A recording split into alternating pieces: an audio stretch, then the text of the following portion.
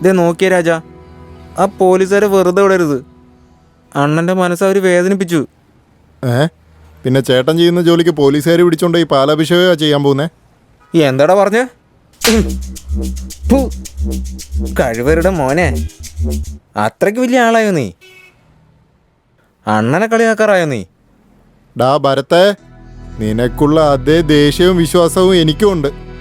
ആവശ്യമില്ലാതെ കൊച്ചു പിള്ളേരെ പോലെ കിടന്ന് പെരുമാറല്ലേ. ഭരത്തെ, സമാധാനമായിട്ടിരിക്കെ. കൃത്യസമയത്ത് വേണ്ടത് ചെയ്യാടാ. അതുവരെ ഒന്ന് അടങ്ങിയിരിക്കേ.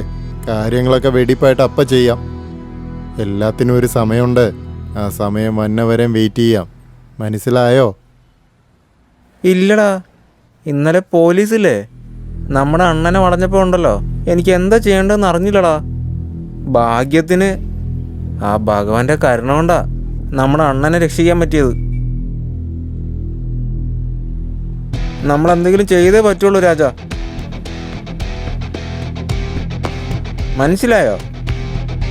മനസ്സിലായടാ. പക്ഷേ ഈ കാര്യമൊക്കെ അണ്ണനെ അറിയാതെ വേണ്ടടാ ചെയ്യാൻ. അതുകൊണ്ടാണ് ഞാൻ പറഞ്ഞത് സമാധാനമായിട്ടിരിക്കാൻ. ചെയ്യടാ. കറക്റ്റ് സമയം വരുമ്പോൾ വേണ്ടത് ചെയ്യാം. ചെയ്തിരിക്കും.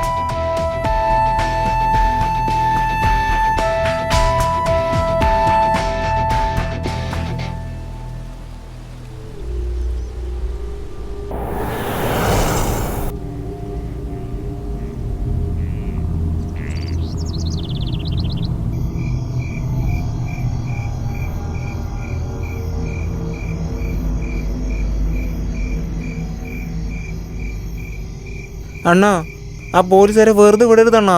അണ്ണൻ്റെ നെറ്റിയിൽ തോക്ക് വെച്ചവരാ. അവരൊരിക്കലും വെറുതെ വിടരുതണ്ണാ. ഭരത്തെ, ഒന്നടങ്ങടാ. നാട്ടില് വലിയ ആളാവുമ്പോഴേ തലയിൽ തലക്കെട്ട് വരും, നെഞ്ചിൽ ഓട്ടയും വരും. ഒന്നടങ്ങ്, എല്ലാം തീർക്കാം. അതിനുള്ള നേരം എന്തായാലും ഒത്തുവരും. മലർന്ന് കിടന്ന് തുപ്പിയാലേ അത് നമ്മുടെ മുഖത്ത് തന്നെ വീഴും. അതല്ല അണ്ണാ, പുറത്തുനിന്ന് ആളിറക്കി നമുക്ക് പണിയാണ്ണാ. അപ്പോഴേ നമ്മൾ ആരാന്ന് അവർക്ക് അറിയുള്ളൂ അണ്ണാ. അപ്പോഴേ അവർക്ക് പേടി വരുള്ളൂ.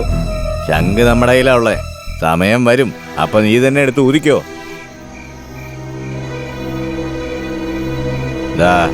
നമ്മുടെ പിള്ളേരെല്ലാം വിളിച്ചിട്ട് ഒന്ന് റെഡിയായിരുന്നോളാൻ പറ. സിഗ്നൽ എപ്പോൾ കിട്ടിയാലും കാര്യങ്ങളൊക്കെ വെടിപ്പായിട്ട് ചെയ്യണം. നമ്മളാണോ പോലീസുകാരാണോ കാത്തിരുന്ന് കാണാം.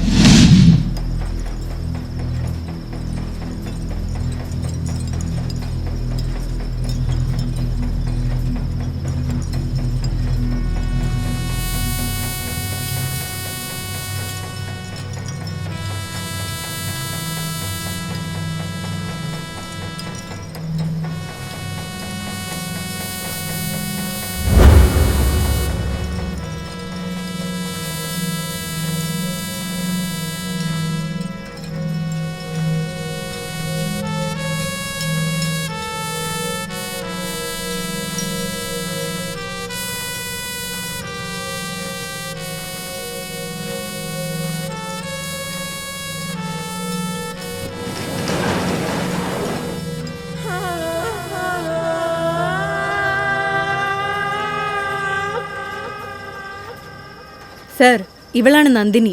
എൻ്റെ ചില കേസുകൾ ഇവളെ വെച്ച് ഞാൻ സീക്രട്ടായി അന്വേഷിച്ചിട്ടുണ്ട്. അതുമാത്രമല്ല, എല്ലാ ആണുങ്ങളെയും വശത്താക്കാൻ ഇവളൊരു പ്രത്യേകം മിടിക്കുക.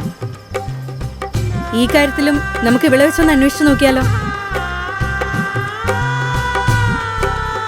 കുഴപ്പമൊന്നുമില്ലാതെ ജോലിയെല്ലാം തീർക്കില്ല മോളെ. സർ, ആളെ മാത്രം കാണിച്ചു തന്നാൽ മതി. ചൂണ്ട റെഡിയാണ്. നീ ചൂണ്ടയിടോ വലയിടോ എന്നൊന്നും എനിക്കറിയേണ്ട കാര്യമില്ല. കാര്യം കൃത്യമായി നടന്നാൽ മതി. ഒരു കാര്യം നീ ഓർത്തോ, നീ പിടിക്കാൻ പോകുന്നത് നത്തോലീനിയല്ല, സ്രാവ.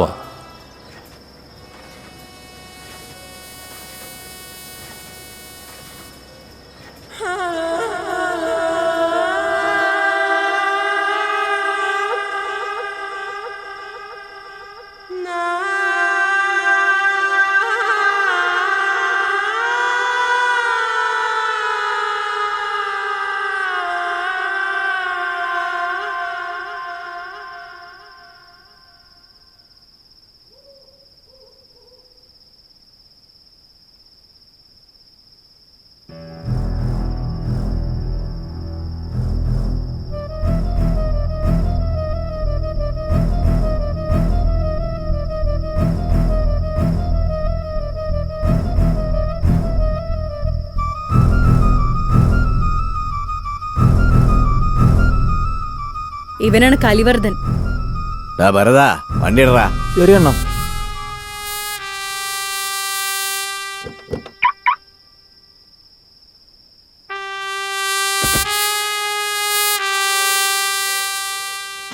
കേസിലെ പ്രധാനി, നീ അവനെ ഫോളോ ചെയ്യണം. ശരി madam.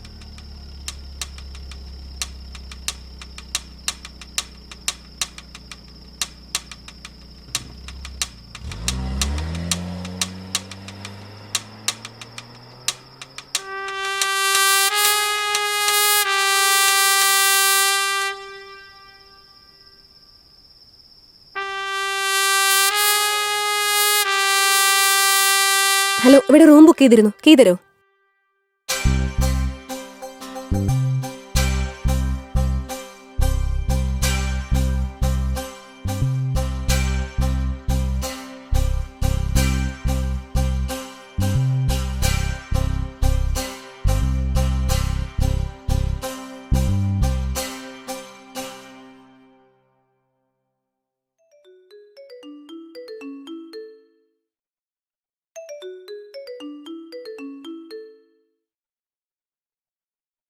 Nandini, be careful. Kalivardhan വന്നോണ്ടിരിക്കുക.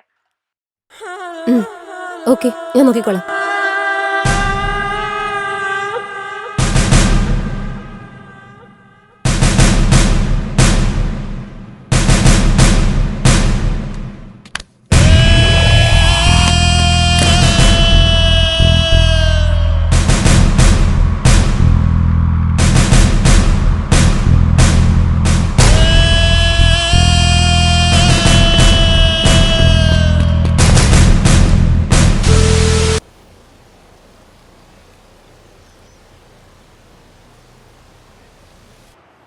കേരളത്തിന്റെ പല ഭാഗത്തു നിന്നും വളരെ പ്രസിദ്ധമായിട്ടുള്ള പരമ്പരാഗതമായ വിലയേറിയ വിഗ്രഹങ്ങൾ ഈ അടുത്ത കാലം മുതൽ മോഷ്ടിക്കപ്പെട്ടുകൊണ്ടിരിക്കുകയാണ്. മോഷ്ടിക്കപ്പെട്ട ഈ വിഗ്രഹങ്ങൾ പുറം രാജ്യത്തേക്ക് കടത്തുകയാണെന്നാണ് ഇപ്പോൾ കിട്ടിയ വിവരങ്ങൾ. ഇതുപോലെ മോഷ്ടിക്കപ്പെട്ട വിഗ്രഹങ്ങൾക്ക് പുറകെ ഒരു അന്വേഷണം ഉണ്ടായിട്ടില്ല എന്നതാണ് മറ്റൊരു കാര്യം. അധികാരികളുടെ ഈ ഒരു അനാസ്ഥയിൽ ജനങ്ങൾ വളരെ രോഷാകുലരാണ്. നാടിന്റെ പല ഭാഗത്തു നിന്നും പ്രതിഷേധം ശക്തമായി ഉയർന്നു വരുന്നുണ്ട്. എന്നിട്ടും ഈ ഒരു പ്രശ്നത്തിന് ഇതുവരെയും ഒരു നടപടിയും എടുത്തിട്ടില്ല. ITV ചാനലിന് വേണ്ടി റിപ്പോർട്ടർ നിഷ. എന്താ മാണിക്കവേൽ, നിങ്ങളോടുള്ള വിശ്വാസം കൊണ്ടല്ലേ CBIക്ക് പോകേണ്ട ഒരു കേസ് നിങ്ങളെ ഏൽപ്പിച്ചത്? എന്നിട്ടതെന്തായി? സാർ, നമ്മൾ അടുത്തെത്തി കഴിഞ്ഞു. ഇനി അവനെ ഒന്ന് ലോക്ക് ചെയ്താൽ മാത്രം മതി. കുറച്ച് സമയം കൊടുത്താ. അതിനുശേഷം കലിവർദ്ധന് അവസാനം വരെ കലികാല. മാണിക്കവേൽ, നമ്മുടെ നാടിൻ്റെ പാരമ്പര്യം അവരുടെ നാട്ടിലേക്ക് മോഷ്ടിച്ച് അത് വെച്ച് പണം ഉണ്ടാക്കുന്ന ഇതുപോലത്തെ ഗ്രൂപ്പുകളെ ഉണ്ടല്ലോ, അവരെ വെറുതെ വിട്ട് കഴിഞ്ഞാൽ അവർ നാട് നശിപ്പിക്കും. അതുകൊണ്ട് എല്ലാത്തിനെയും പൊക്കി അകത്താക്കണം. നമ്മുടെ നാട്ടിലെ ദൈവങ്ങളുടെയൊക്കെ മതിപ്പും മര്യാദയും ഇവന്മാർക്ക് എങ്ങനെ അറിയാനാ സാറേ? അതുകൊണ്ടാ ഇതിൻ്റെയൊക്കെ വില അറിയുന്ന വെള്ളക്കാരൻ ഇവന്മാർ ചോദിക്കുന്ന വിലയും കൊടുത്ത് വാങ്ങിച്ചിട്ട് പോകുന്നു. ആദ്യം ഇവന്മാർക്ക് അറിയില്ലല്ലോ. ഈ നായ്ക്കളെല്ലാം പണത്തിന് വേണ്ടി എന്തും ചെയ്യുന്നവന്മാരാ. ഇവന്മാരെയൊക്കെ തൂക്കേണ്ട സമയത്തിന് കറക്റ്റായിട്ട് തൂക്കണം സാറേ. അതാ വേണ്ടത്. എപ്പോ എവിടെ വെച്ച് പൊക്കണോ ഇവന്മാരെയൊക്കെ അവിടെ വെച്ച് പൊക്കാൻ സാറേ.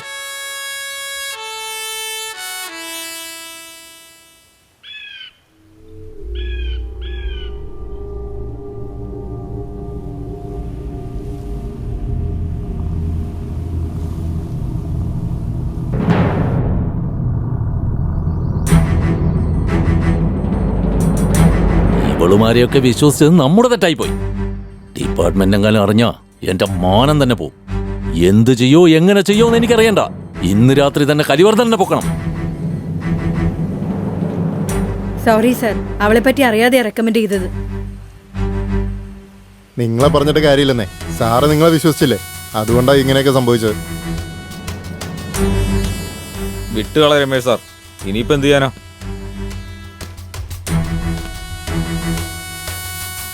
ഇവരുടെയൊക്കെ പുറകെ പോയത് തെറ്റാണെന്ന് ഇപ്പൊ മനസ്സിലായി. ഇവനൊക്കെ വേറെ പണിയാ വേണ്ടത്. ഞാൻ അന്നേ പറഞ്ഞില്ലേ പിടിക്കാൻ പോകുന്ന സ്രാവിനെയാണെന്ന്.